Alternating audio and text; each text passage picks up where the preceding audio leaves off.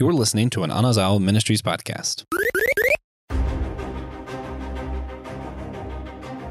Are you the type of person who wonders what makes a Christian geek podcaster tick?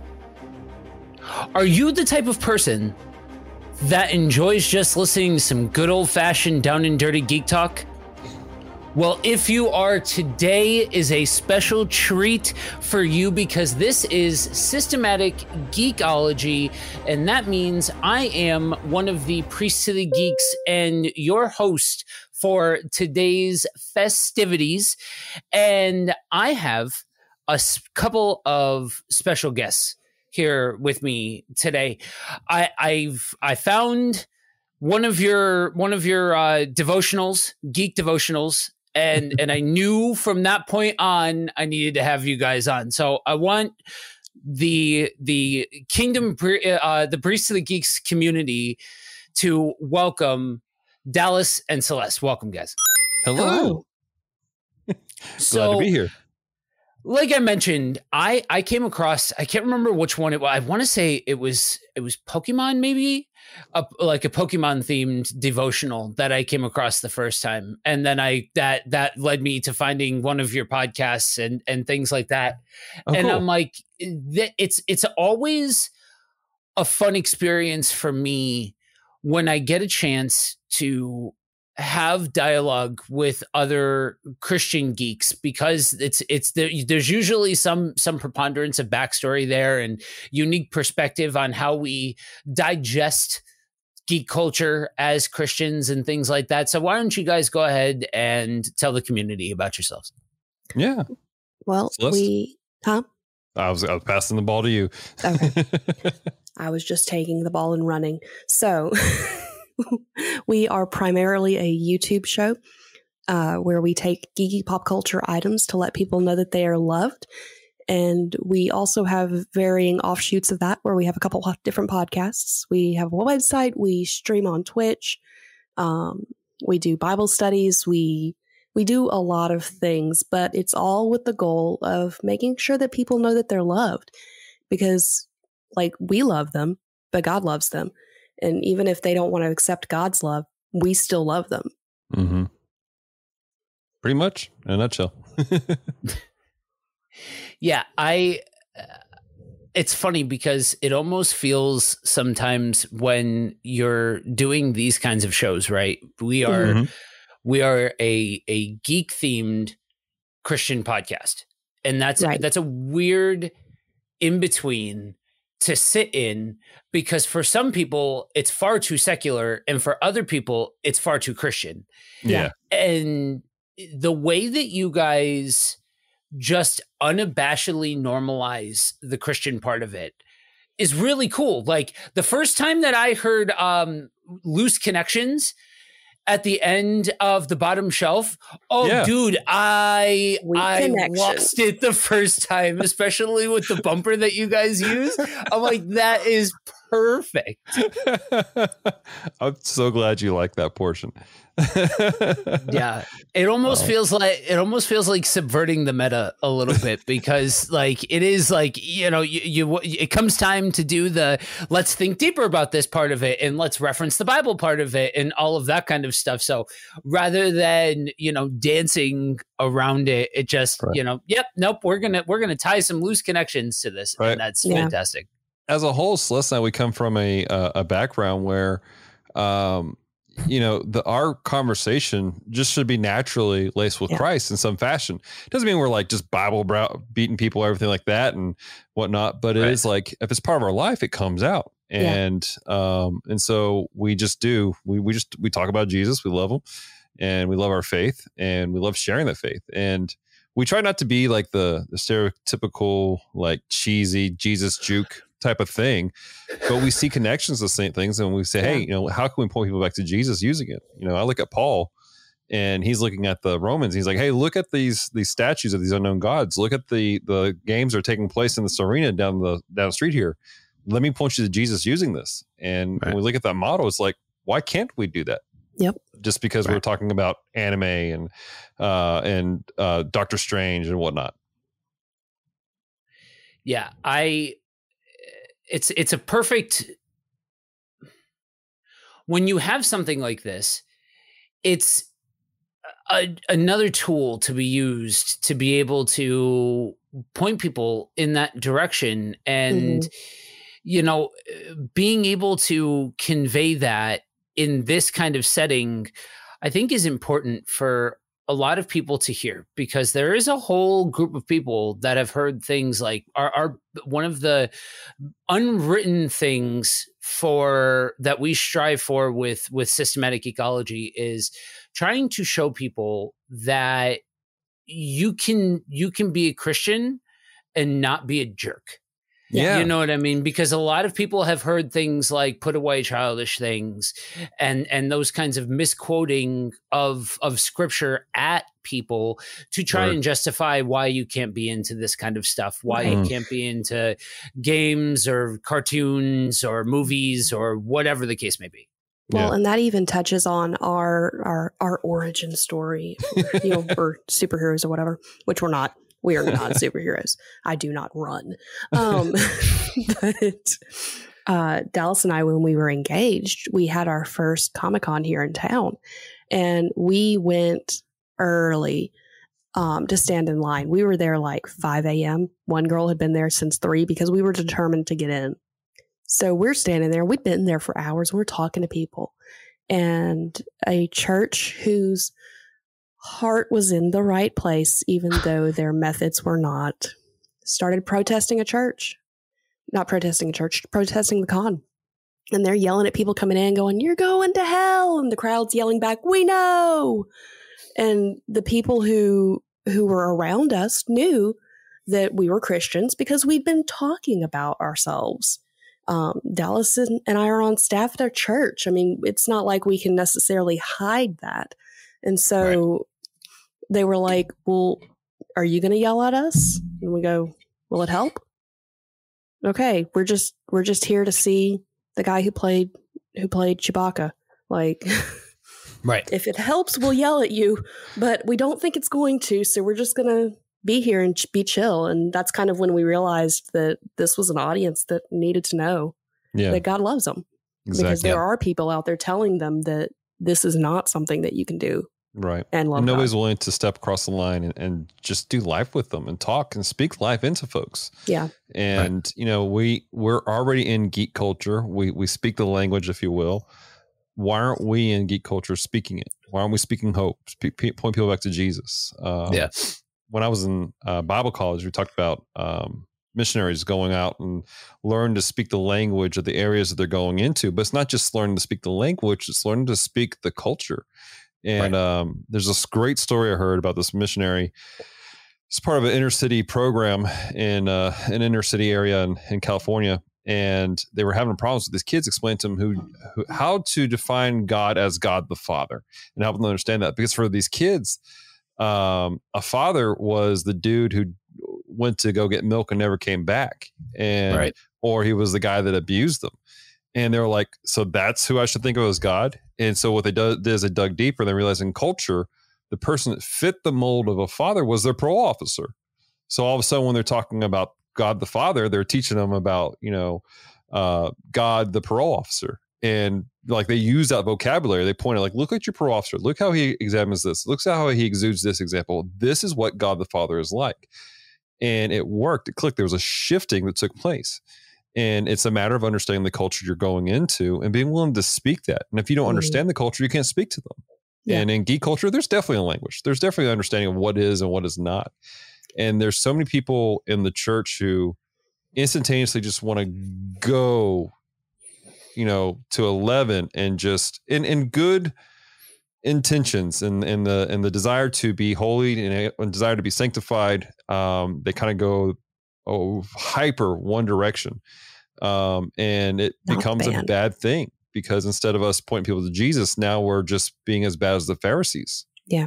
Yeah. And so somebody has to do that. Somebody has to be able to go, hey, let me point you to Christ's love here for a moment because you've been shunned by the church for so long. Right. And tied into all of that is this misconception that, like, if you are a Christian, then all of the passions and activities that you have are just like reading your Bible and listening to gospel music. And that's it. Don't get me wrong. Every morning, like clockwork, my routine is the same. I get up, I make a pot of coffee, I listen to the Bible, and I work out. It's regimented for a reason. Right. And that's a good thing. But God gives us passions.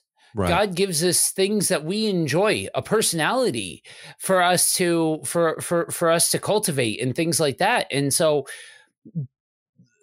being able to show people that not only is it okay to have passions, but it's okay to ask big questions. You know what I mean? A lot of these different narratives and things like that, these fandoms that we love so much, the storytelling's derivative. Oh, yeah. It goes back to the core fundamentals of literature and storytelling and things like that. Just, with superheroes and wizards and things like that wrapped around them, and if you're a human, those are bound to prompt questions. Mm-hmm. And as Christians, it sometimes requires effort to try and unpack and compare against and all of those kinds of things, and being able to go there and to hear that it's okay to go there. Yeah. I know for some of us that are a part of this, we needed to hear that. We needed to experience that. And so being able to foster that not only in not only in other people, but in each other, like not even just to the audience, but we were just an example. We were just cutting it up about The Last Ronin, and we got into this whole idea of the character being built through suffering and things like that. Mm-hmm. And that whole human experience of that. And one of our hosts, Pastor Will, is a Lutheran pastor out of North Carolina. And there was a bit of a discourse there, right. On the air and things like that, because those are the kinds of things that we try to exercise and counsel other people. Sure. To be able to exercise in a healthy, appropriate way while still just enjoying the things that you enjoy unapologetically, Yeah, Mm. totally. Absolutely. Which, by the way, that was a great episode. I really enjoy listening to the Last Ronin episode. I legitimately am going, how much money is in my free play budget to go buy these books? Yeah, man. So especially if you're a Turtles fan, you can tell that it was written by the hands of the creator at the time that it was like it fit. It was written 20-some years ago, and it debuted 32 years ago. So just a couple of years difference between when it was actually intended for. Right. And it shows. And it just begs for dissecting and asking questions and allowing for larger themes to kind of wash over you. Yeah. Through loving these comics and things like that, Right. But see, that's the thing about like the going, like your passion for, like, if you guys go back and listen to that last episode, which, by the way, encourage all the listeners to do that, you can tell the passion and the impact that Eastman and just the franchise has had on you and some of the other guys in the chat. And that's the thing is we're passionate about things because they have spoken to us in a deep way. They have encouraged, they have challenged us in a way. And so when we do that, these things come out, especially if we are looking at these things through a biblical worldview. Then we examine these things like, okay, why is this speaking to me? Well, it speaks to me because of X, Y, Z thing. And then we can present hope with those type of things. Well, and that's one of the things I enjoyed about y'all's conversation was that there was a level of hope coming out as you guys are just nerding out about the Turtles and The Last Ronin. And I really want to know who The Last Ronin is, but I have to go buy the book first.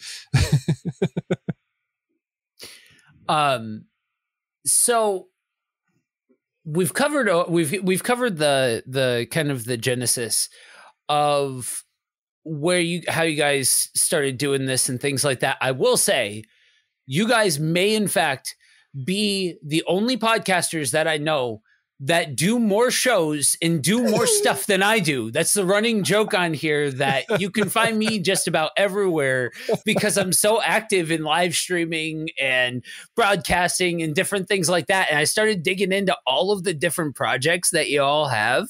Oh, there's a lot. There's so many.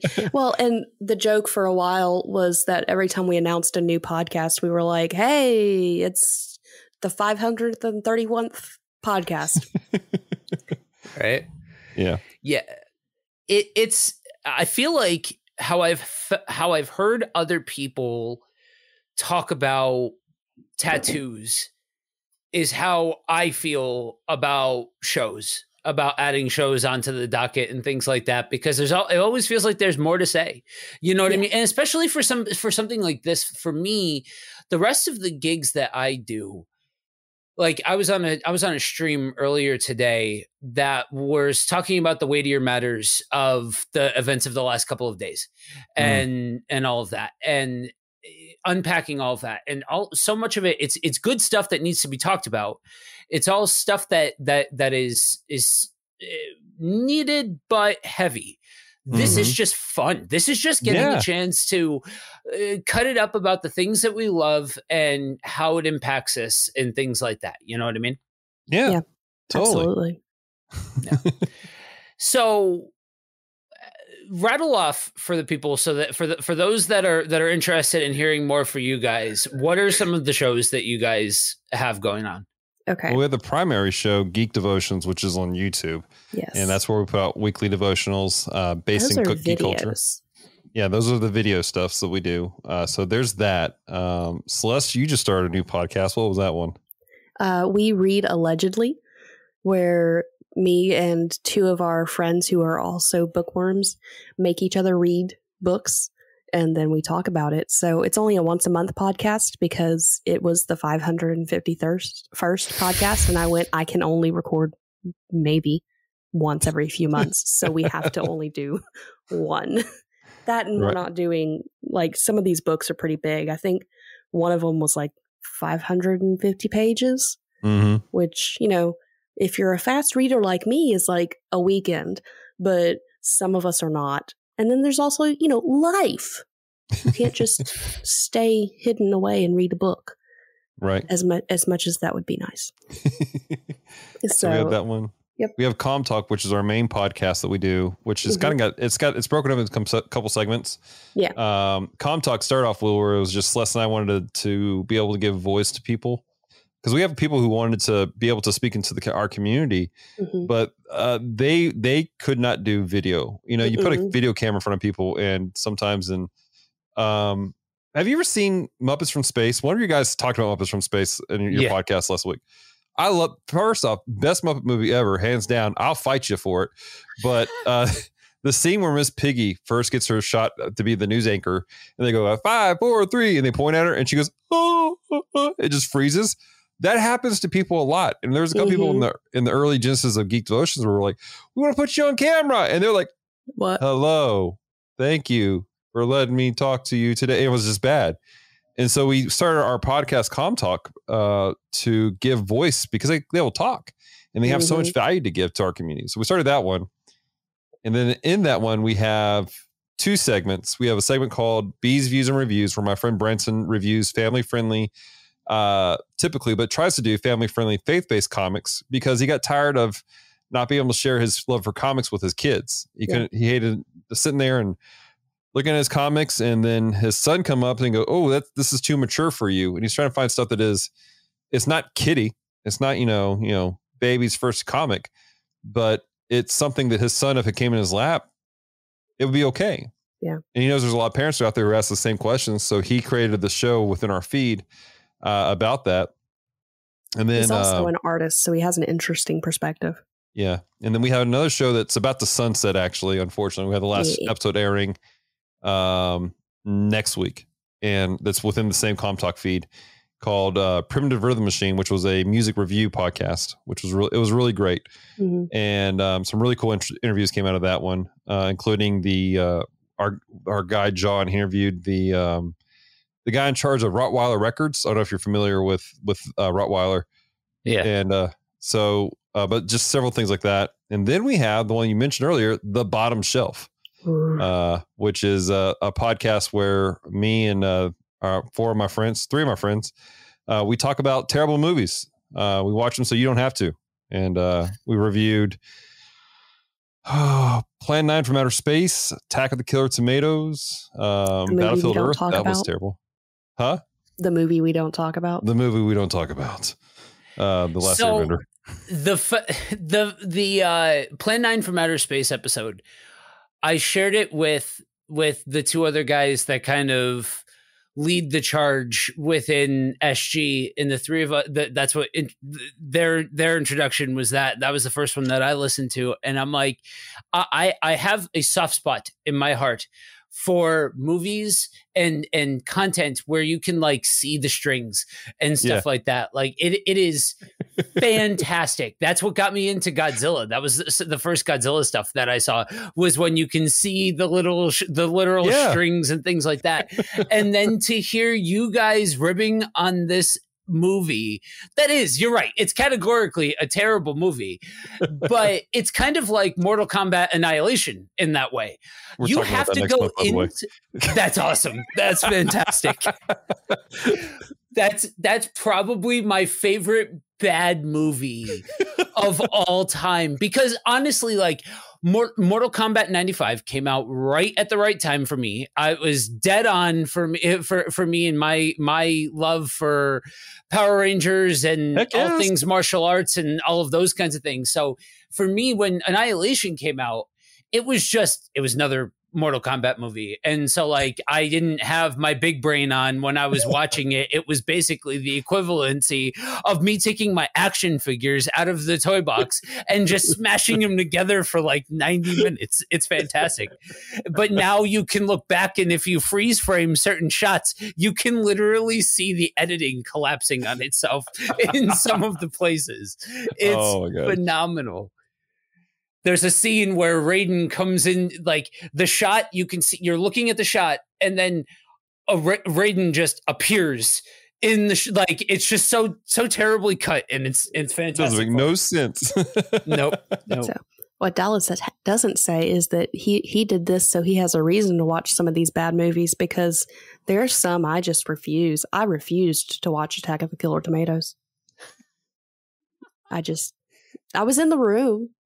I was there. It was like, I like terrible movies though. Like that's the thing, is that's where I was like, I've been looking at doing this this particular show in some form since the inception of Geek Devotions 6 years ago. He tried to talk me into it, and I said, we were going to create a rating system where we're going to try to discover the worst geeky movie of all time, and there was going to be a point sheet to give points to.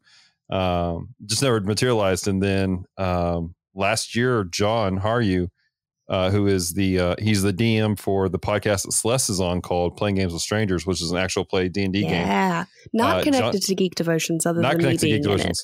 But John came to me, he's like, "Hey, I want to do a podcast for Geek Devotions where we watch terrible movies, and I want to invite your friend Kevin, the Dapper Man, who does movie reviews on YouTube, called the Dapper Man Reviews, to be to help host it." I was like, "Let's do it."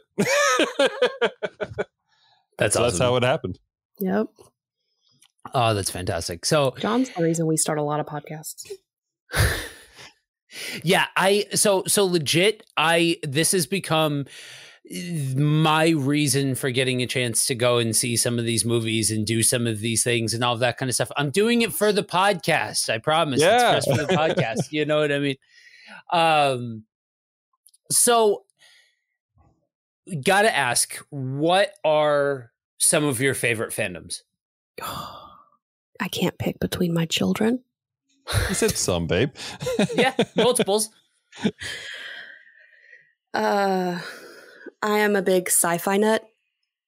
Like, I like all science fiction, and I like science fantasy, and I can go into the explanation of the difference of that, but it's easier to just be like, hey, go to the podcast where we talked about it, because it is very different. Yeah. Like, I just spent 20 hours over the last several weeks listening to the audiobook of Dune, which was fantastic. I personally, I like anime. I don't know, like Pokemon. I like all the things. So, like, I have been a geek. I've been a bookworm since I knew what a book was.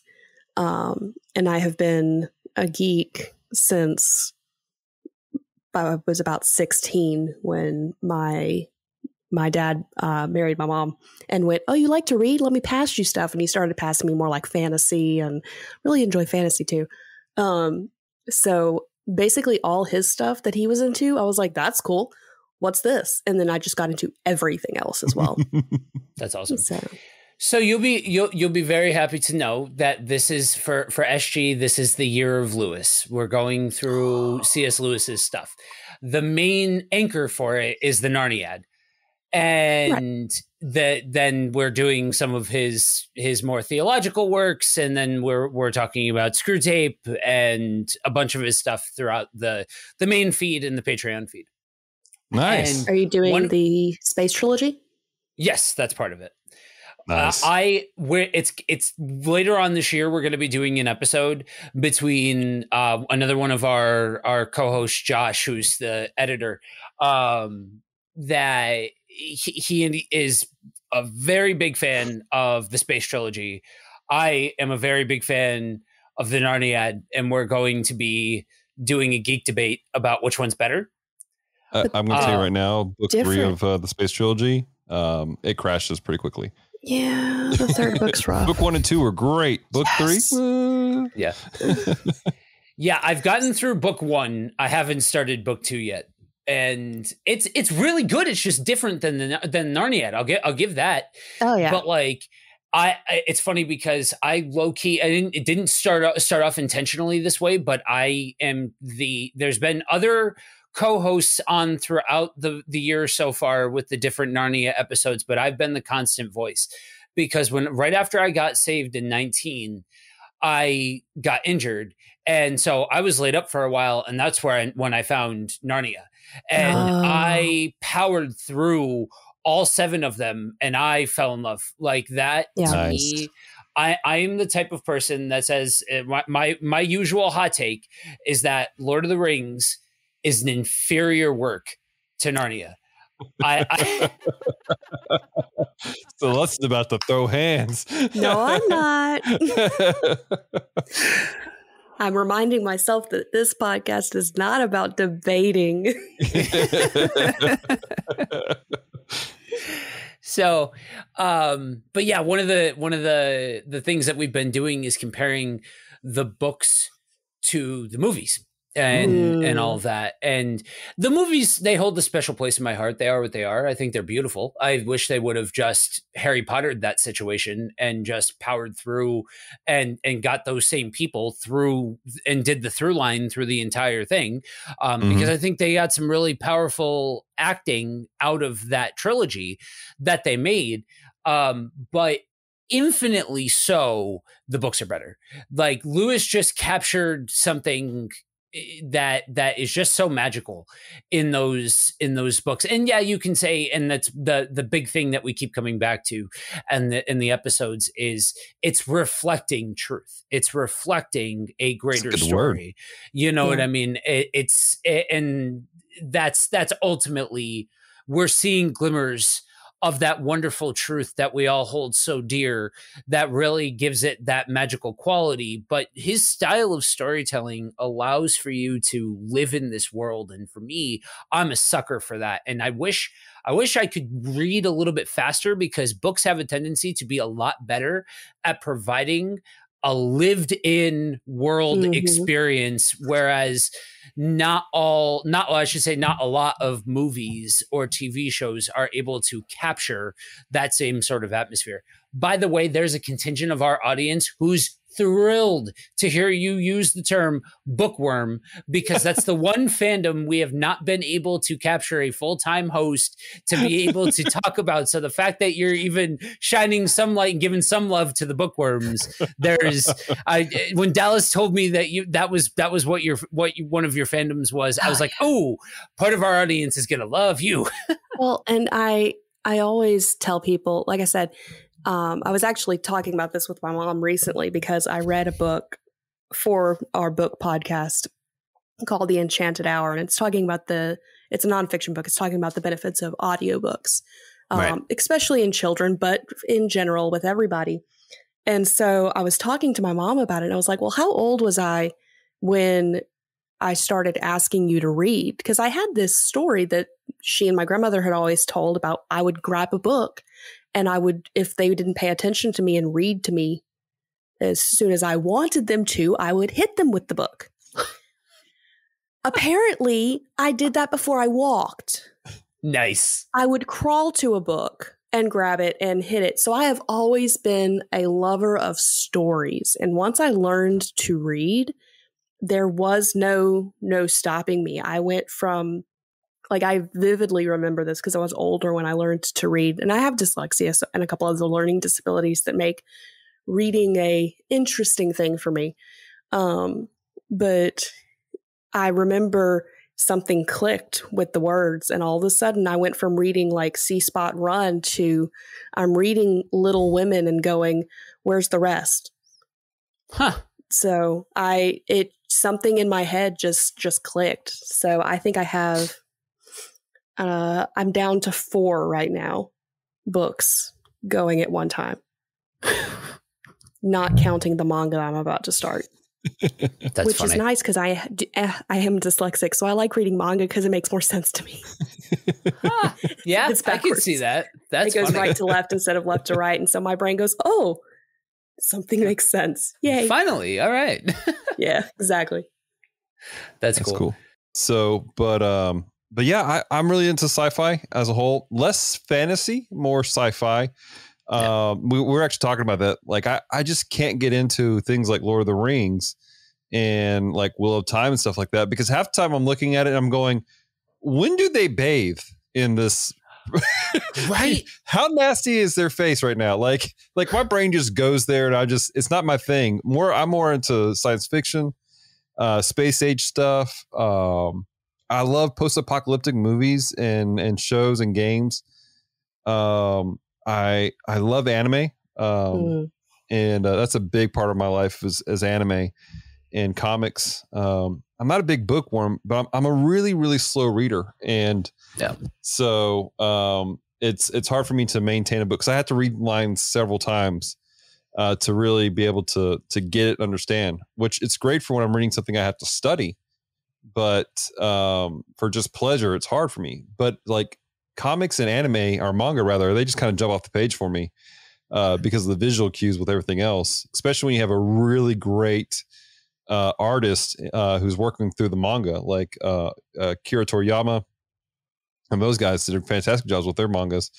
Tezuka was phenomenal at drawing you from panel to panel as you read through. He did a series called Phoenix, which was an amazing series that I want to collect. I have one of his series called Buddha, which actually walks through the story of Buddha.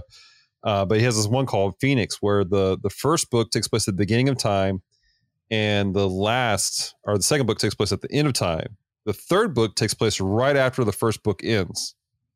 And then the fourth book takes place before the second book starts. And it goes back and forth. And the plan was for it to end up in modern day, which he passed away sadly before he was able to finish the series. But the art in it, like, you follow the flow so much that it just draws you in. You feel like you're watching an anime as you're reading this beautifully crafted story. And so for me, I'm really big about art. I'm really big about the way that cinematography and the way things look, and the way that the imagery emotes for an individual. I'm the guy who will sit there. I'm like, okay, how are they doing this shot? How are they making this thing happen here? How bad is the green screen here? What are the practical effects here? That's what I do when I watch a film and when I watch television. And I'm also I'm not as huge as some people are, but I've gotten the name of it, being the guy who's really into Godzilla. There are people who are far more into Godzilla than I am, but I do enjoy Godzilla. We did a month devoted to Godzilla, where everything, the podcast, the devotions, at that point we were doing extra Tuesdays, which have dropped off because time. And we did an entire month devoted to Godzilla. There are people that was their first introduction to us. And so they think that we like love Godzilla. And I'm like, yay, dinosaurs. But we have friends who are like really into it. And we're like, we're not. Yeah. Shout out to our friends at Monster Island Film Vault, because my dude Nathan knows his stuff. He knows his stuff. That's actually how we met Nathan, was that month. Yes. That's awesome. I used to be in the restaurant business, and I would cater when I lived out in Ohio. I catered for a schlocky B movie, like a B horror movie convention. That's and awesome. One of the things that they did was they would show old Godzilla films, and they put like on giant projectors and the whole 9 yards, and like so you could see very evidently the ridiculous nature of old Godzilla and things like that. But that spawned this love that like I kind of fell backwards into appreciating kaiju and, you know, these different Japanese properties and tokusatsu and all of those kinds of things, primarily because I'm literally the running joke on the show is I'm the living embodiment of the 90s. I'm the quintessential 90s kid out of the group. So for me, tokusatsu is such an art form, you know what I mean, in all of its ridiculousness. And it does come down sometimes to guys in flamboyantly colored spandex fighting with explosions behind them and things like that. 100%. It is a silly Sentai fight. Are you talking about JoJo's Bizarre Adventures? Oh, that's a wonderful one too. Hey, you should check out a podcast called Henshinmen. Yes. Which Henshin, it's kind of the proper term for when you have guys who transform like that. They're talking about, they're actually going through the Kamen Rider series right now, but they go into detail with some of the background of what's happening in the historical context and everything also. You might enjoy that. That's cool. I'm just going to recommend all the things that aren't us. We joke. We spend probably 80% of our time telling you to watch somebody else than us. Yeah. Well, we tend to start episodes with what you're geeking out on right now, and then geeky recommendations at the end. Oh, and, okay. And you know, all of that. And so, but it's that idea that, you know, I think one of the things that kind of gets lost sometimes in certain fandoms, this has translation points for multiple different fandoms. So no, I'm not just talking about Star Wars. It's one of them, but I'm not just talking about Star Wars. We gotta be okay with new fans and new material for new fans. Totally. You know what I mean? Like that's not everything is made for everybody. Right. And so being able to recommend these different things that you're enjoying and geeking out on and different things like that creates more geeks to continue these things on. The reason why somebody like me gets to talk to one of their creative heroes is because in the 90s and 2000s, some people made some versions of the Turtles that hit for other people that weren't me. You know what I mean? Like that's some of those 2000s Turtles are just so kiddie. Like they're so made for kids. But whatever, like the one that I fell in love with, when they weren't killing off the turtles or doing Darkest Timeline stuff, it was pretty kid-like, just being honest. And so that's one of the things that confounds me. And I'm a comic. My big fandom is comics, and there's so much gatekeeping in comics, especially with the MCU and stuff like that. Brother, and like what makes you a real fan and all of that kind of stuff. And I'm like, if you want stories for the next however many years that these characters have been around, then you got to be okay with them writing things that are for other people, not just for you. You know? Sure, totally. That, you know, gatekeeping is one of the biggest problems we've seen in geek culture across the board. We have a con locally called Geek Con, and you go there and it's such a great con because it spans everything. I mean, everything. We have anime stuff, we have comic stuff, we have sci-fi stuff going on, even stuff for the wrestler fans. And But even like there, you walk through and you hear people kind of like do a little bit of gatekeeping. And then there's always people like, hey, like, why be that way? Like that's one of the downsides to stuff. And we've talked about it on and off on our show several over the years of, you know, as a Christian, you know, how do we handle gatekeeping? You know, there's a thing that we're passionate about. And some of it is we're passionate about it and we hate to see it, quote unquote, ruined. But we need to stop thinking of things being ruined as possibly it's more of an opportunity for it to grow and become something new. Now, there are certain things that you're like, okay, that's probably not a good idea. Like, not really sure why all of a sudden we have a murder mystery movie about Winnie the Pooh, because that was just announced today, called Blood and Honey. This is a real thing. I'm so Winnie the Pooh. Oh yeah. I'll send the link into the it's chat. a real so thing. Angry about it's like that. Why are we doing this? Like Yeah. Why? And I'm like, because it's probably somebody that grew up in the 90s. That's why. Just being real, because we would do that. Yeah. But you know, you may remember a couple years ago, there was a guy on YouTube who put together a really, really fantastic looking, fascinating look at the dark side of what Power Rangers could be. Yep. And it was kind of a mini film. And people were kind of angry about it because it was super R-rated.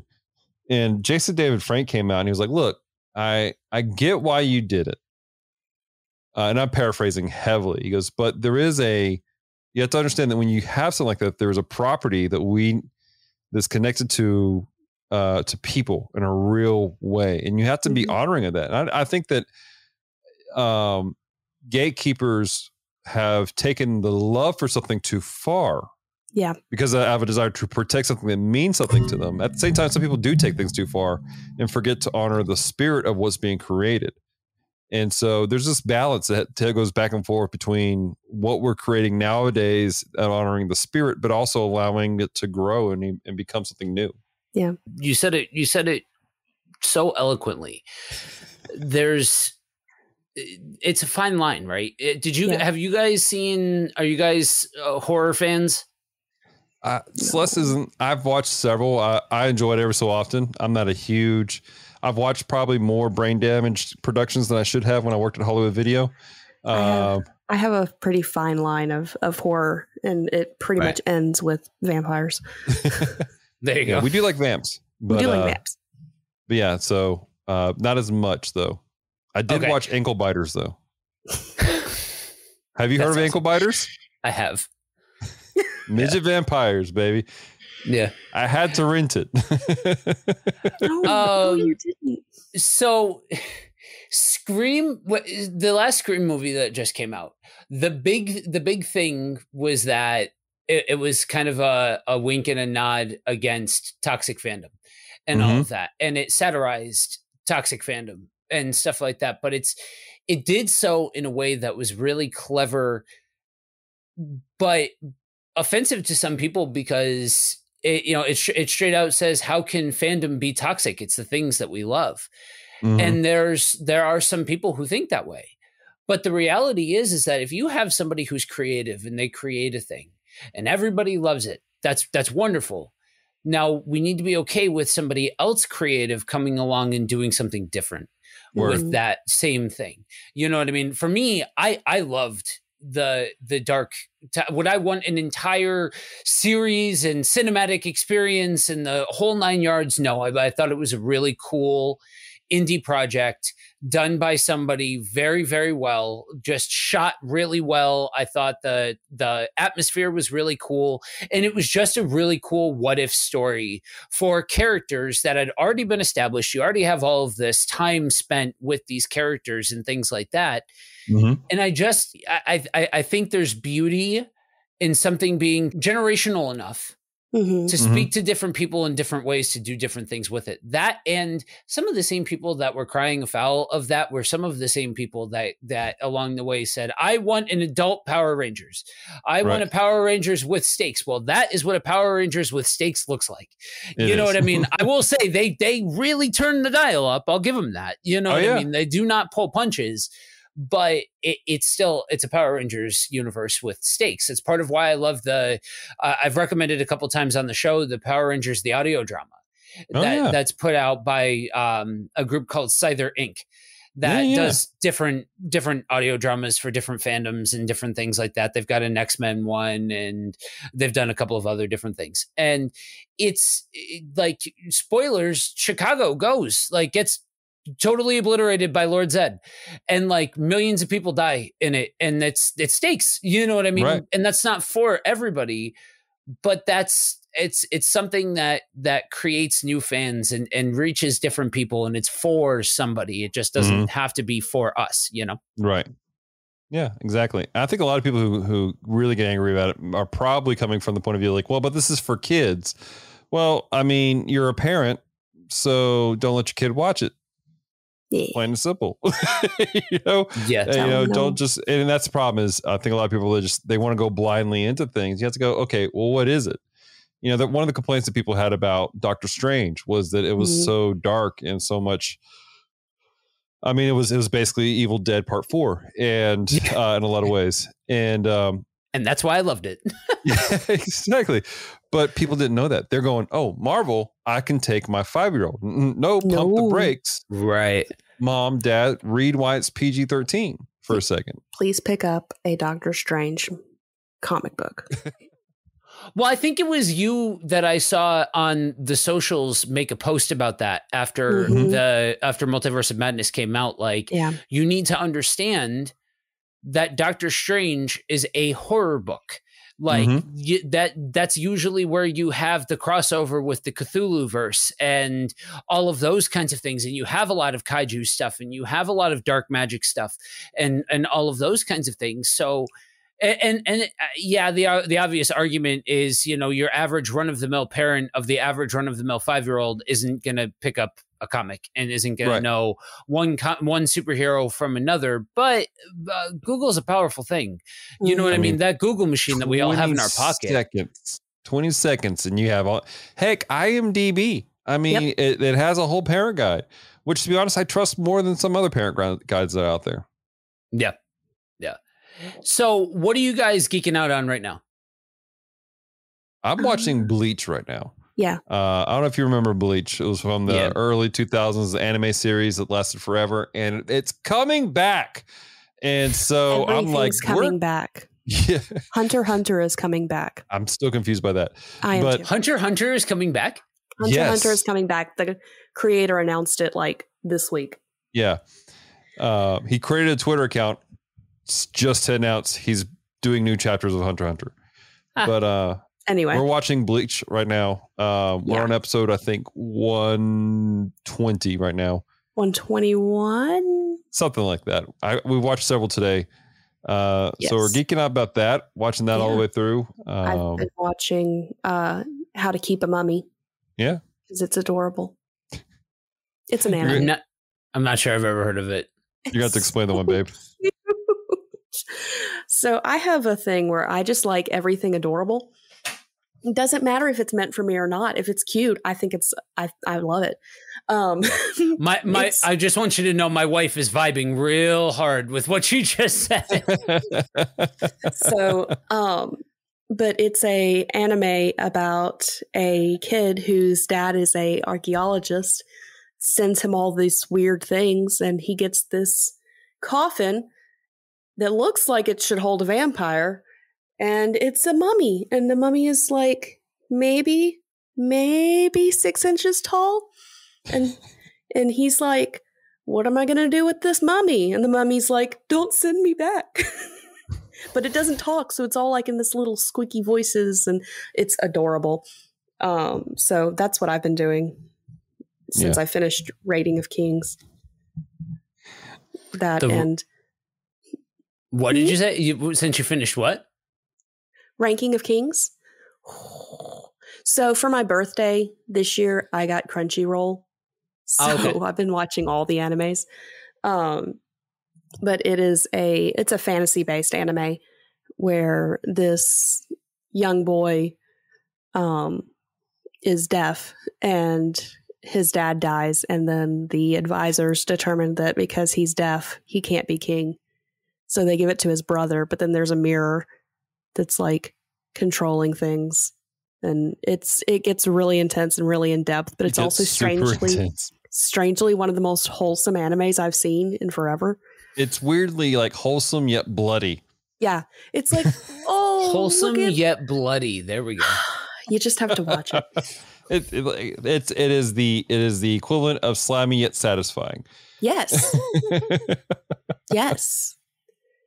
Nice. Well done. Yeah, I started diving into some of Crunchyroll just to see what's out there because so to give you an idea, the extent of my anime knowledge is like the ones that you would expect to hear out of somebody like me. Dragon Ball, so hot take, Dragon Ball better than the rest of them. I mean, Z is cool. Z is what it is. GT, I'm a GT apologist. I really do enjoy GT a lot. I think it's better than Super. You are in the minority, sir, by saying so well about GT. Yeah. Oh, I know. The thing that I always tell people is you have to go back and experience the Japanese version. And I know that sounds like such a tweeby anime lover's response. You just need to watch the Japanese version, but the music, the atmosphere, the butcher job that the dub does with GT is just so horrendous that no wonder why people don't like it. Half of it doesn't make any sense. To be fair, there's a lot of anime out there that's come stateside and they dubbed over quickly and they Americanized it because kids can't know what a rice ball is. No. And they butcher the stories and they're completely different. We watched several years ago, I introduced Celeste. I watched Voltron for some reason. And I was like, hey, because Voltron is amazing. That's why. We didn't have internet yet. So we were watching what we had in the house. That's what it was. Right after we got married. We had internet and I was like, hey, let me show you Go Lion, which is what they butchered for Voltron. Right.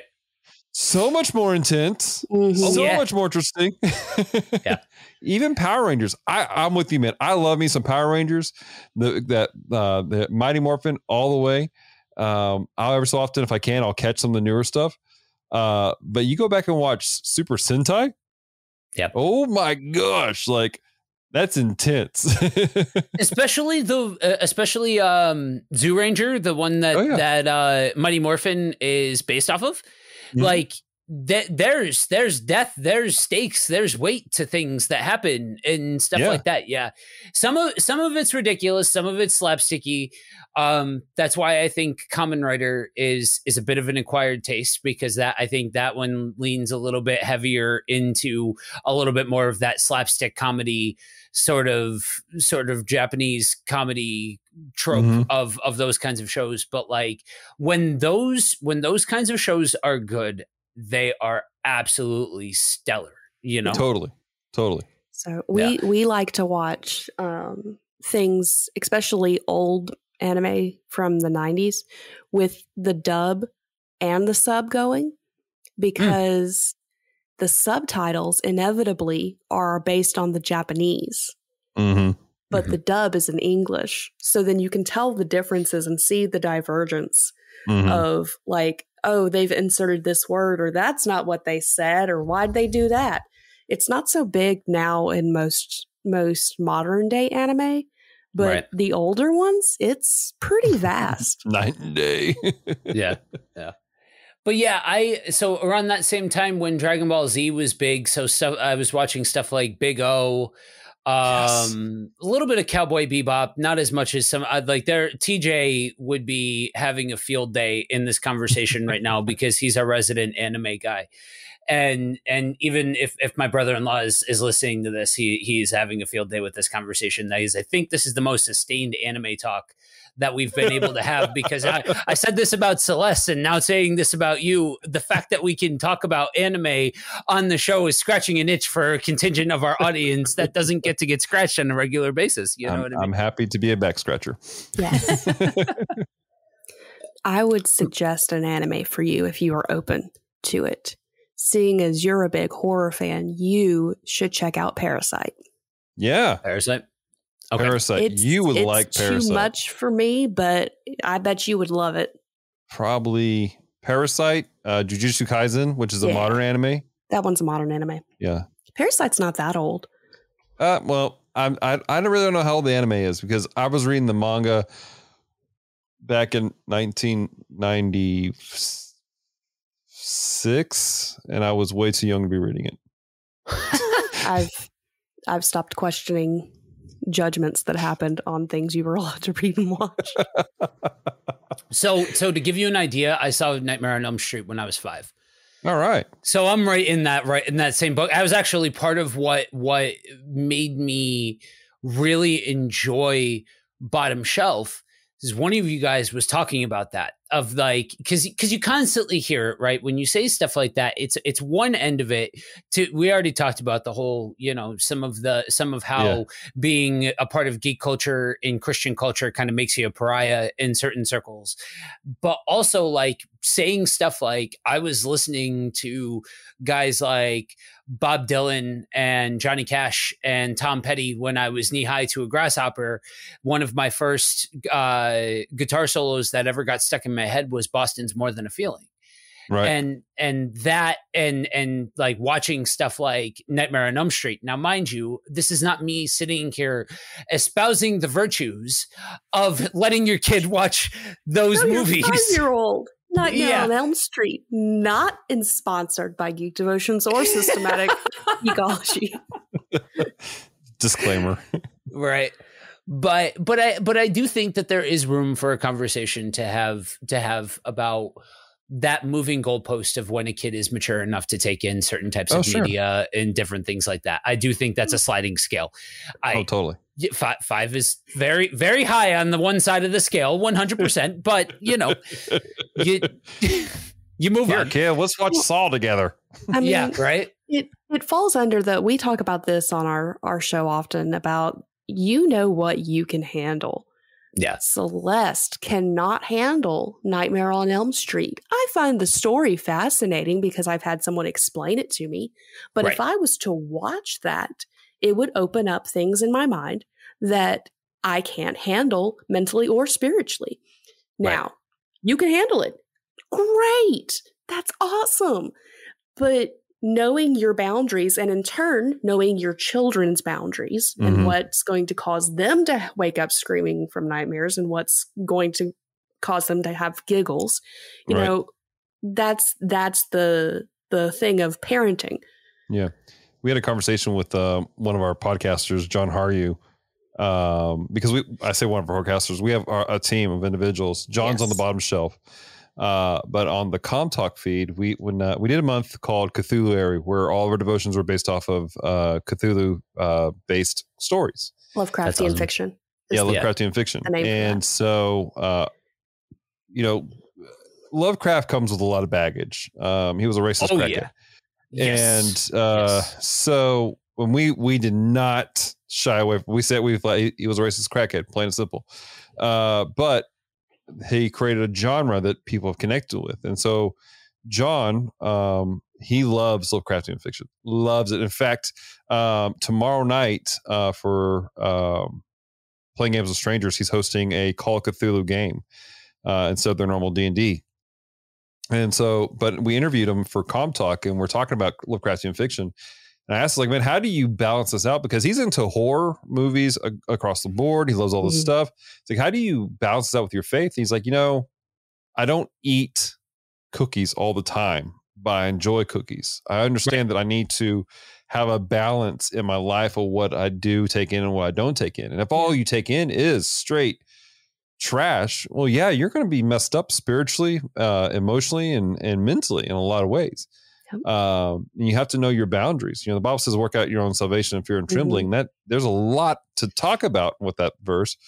Essentially, though, you need to know where you're at with God. And if something's hindering you, you need to chop it off and, grow in your faith. Yeah. So what I'm hearing is Brandon and I, who are the resident horror guys out of the group, need to get this guy on the show. We did an episode on Cthulhu, and we in 2020, my wife and I got super into board games. We were into board games previously, but we like took the opportunity to start collecting board games, and we went very heavily into the Cthulhu verse games, Mansions of Madness, Arkham Horror, all of those ones that all kind of interweave and things like that. And it's one of those things that forces you to ask questions and forces you to find where the line is between art and artist. You know, I'm a huge pro wrestling fan. That the pro wrestler that killed himself and his family, he doesn't exist anymore. Like, to me, he does not, I won't glorify him by watching any of his stuff. I can't talk about how good of a wrestler he was, because like he killed himself and his family. And that line looks different for every person. And I love the way that they put that, because back in October, my wife and I did 31 in 31. We did we did one of those for some of the Patreon content for her show. And let me tell you, I came out of that and into November on a back foot. Like, that messed me up. Like that was too much. Too much was too much. We went hard, and I shut down for like a month. You know what I mean? Like, had to walk away. We'd literally just launched SG and all of that, and I had to step away and couldn't, like, because it was too much of a very specific kind of thing. You know what I mean? And I think that's a wonderful way to articulate it, because it's honestly, I could see the world where these kinds of things affect you if you're just watching superhero flicks or just watch it, whatever it is. If you're continuing in on something that's damaging, don't keep doing that. But there's a fine line and there's nuance to having the conversation between, if you can't handle this, then don't do this, to sweeping statements that say, because the Holy Spirit convicts, nobody's allowed to do this. You know what I mean? And laying that yoke of burden on other people. Yeah. Yep. We're often asked in our comment sections, like, you know, how could you watch this show? How could you be okay with this? How could you be okay with that? Across the board. It's funny. When we did Cthulhu, one of my writers had a real big issue with it because of the history of Lovecraft.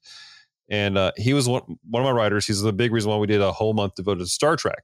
It was called Trekmas that we did. That's awesome. And it was our Christmas theme. And I said, look, man, the whole series that you help us put together, Trekmas, I got hate mail on that, because Star Trek isn't exactly the most Christian thing, and it promotes a lot of agnostic teachings. I was like, across the board, people are going to be convicted by something. Yeah. Period. And this is what I tell my team whenever we do a theme. If you have a personal conviction about this, don't do it. The Bible says that, you know, about talking about the meat sacrifice on the altars and not causing your brother to sin. And I'm not going to tell somebody, hey, you have to go watch Cthulhu if you have a problem with horror movies. You know, I'm not going to tell somebody that, hey, you need to be into watching anime if you have a problem with certain things. And again, that's a terrible example, because anime is a genre and people have taken it to do dumb things. Yeah. But, you know, if you have a conviction about something, the sinful thing is for you to indulge in that conviction. Right. The righteous thing is to go, nope, not going to do it, and back out. Sweet. But you and I may not have the same convictions about stuff. We span the board across the nation. There's a lot of things. I have some dear, great Christian brothers and sisters who are involved with stuff. I'm like, I can't go there, buddy. I just can't. It's just, I'm not sure how you're doing it, but you seem to be doing okay. I'm here with you, but I just can't. And I'm going to respect that, because that's what you're walking in. And they do the same thing with me. They're like, I don't know how you do certain things. I'm like, I just do, because that's where I don't have a weakness in this area. This is what the Lord's blessed me with, and this is how I'm going to walk out. And I'm going to balance it out, though, by making sure this isn't all I focus on. I think that's the problem, is where we see people having problems where all they do is focus and dwell on one thing. Yeah. Years ago, when I was a youth pastor, I had a student who all he did, now he had a lot of issues, but all he did was focus on horror and zombies and stuff like that, and it was affecting him. And this was his life 24/7. That's all he ate and breathed. And he kind of came out like what you had when you did that 31-31 with your wife. Is just, if that's all you're consuming, it's going to mess you up. I don't care who you are. I don't care how strong of a Christian you are. It's going to mess you up, and you're going to have to come out and detox and ask yourself, do I need to go back into that for a while at all? Right. And it's just a matter of knowing where you're at with your walk with God. Right. And even if it's something that you don't normally have problems with, we don't eat the exact same thing every day. We don't constantly feed ourselves the same thing because your body gets used to it. Your body needs diversity. Our minds need diversity. Our minds need to not be focused on one style of thing all the time. Mm-hmm. So it's just how God created us. Yeah, exactly. So I'm going to go ahead and this is a conversation that I feel like we could go another hour easily, but we got to bring it in for the wrap up. So we like to end off every episode with geeky recommendations. So what do you guys recommend for the lovely listeners? The utterly uninteresting and unadventurous tales of Fred the Vampire Accountant. It is absolutely hysterical. The basis of the book series is Fred is a very boring person. He's an accountant. And one day on his way to the store, he gets turned into a vampire. So what does he do? He quits his job. He starts his own accounting firm, and he stays at home and buys blood from a hospital. He is very boring, but it has this great dry sense of humor. It described his first, he was trying to hunt and do the vampire thing. And I had to stop the audiobook and laugh because I went, that's what would happen if I was a vampire. He was sneaking across the roof, stalking somebody, and he tripped and fell into a garbage can. And he's like, nope. Just going to get it from a hospital. I'm done. That's awesome. So cool. It's there are some language issues, but it's mostly pretty clean. And it's got this great dry sense of humor to it. Word. Cool. I got mostly podcasts I can recommend for folks right now. There's a great podcast called Systematic Ecology that I don't think anybody's ever heard of. I just discovered it. There's one called the Cellcast, where if you just love animation, not necessarily anime, but animation, they do cover anime. The Cellcast is a podcast. It's two great guys, animation. Josh and Drew, and they just talk about different animated shows and movies Jacob all the and time. Drew. Did I say Josh? You said Josh. Jacob. You're thinking Jacob. I also want to recommend Retro Rewind Podcast, which is a podcast where they review movies and video games that are 15 years old or older, and they rate them as classic, nostalgic, or tragic, which is classic is great. It's fantastic. Nostalgia is don't spoil your memories, but watch if you want to. And nostalgia is oh, dear God, let it die. Or not nostalgia, but that's tragic. Tragic. Playing Games with Strangers, which is an actual play podcast. It's family friendly. If you want a quick devotional podcast, there's this one called the Enthusiast Podcast, which takes geek culture, and he does 5-minute devotions. There's Geeks Under Grace, which is connected to a website called Geeks Under Grace, and they do kind of a review of things happening in geek culture. Monster Out of Film Vault, which I talked about earlier. Victims and Villains, which is the marriage of geek culture and mental health. The Infinity Bros, which are fantastic guys who there's 6 dudes, and their tagline is Infinity Bros, where all things are perfectly balanced as they should be, and they talk about geek culture. Nice. There's so many great podcasts that I listen to on a regular basis. Supersonic Pod Comics. Yeah, that's a great one, which is kind of like an audio drama comic book one. Nice. So all those podcasts that you guys should probably check out. And then if you're just looking for a good anime, I recommend Bleach and Spy Family. That's what we forgot to mention. Spy Family is one of the greatest animes coming out right now. It is the top anime in Japan, and it is fan-freaking-tastic. We must protect Anya at all costs. At all costs. This is how it works. I am absolutely going to go back and listen to that list of podcasts because I'm always looking for new shows and things like that. We can send it to you. The list. We just know. For me, the other podcast that I would recommend is the Jock and Nerd podcast. A little off color sometimes, I'll be honest. Maybe be careful if your kids are around. But it's the whole premise is one guy's a jock and one guy's a nerd, and they talk about geek culture stuff and things like that. And so I have been geeking out on that. Nice. So with that, thank you guys for joining us, and thank all of you lovely listeners for joining in on this conversation. For more wonderfully geeky goodness, you can find us systematicgeekology.org, and to help us keep the lights on, patreon.com/systematicgeekology. That is it for now, but as always, we want you guys to remember that we are all a chosen people, a geekdom of priests.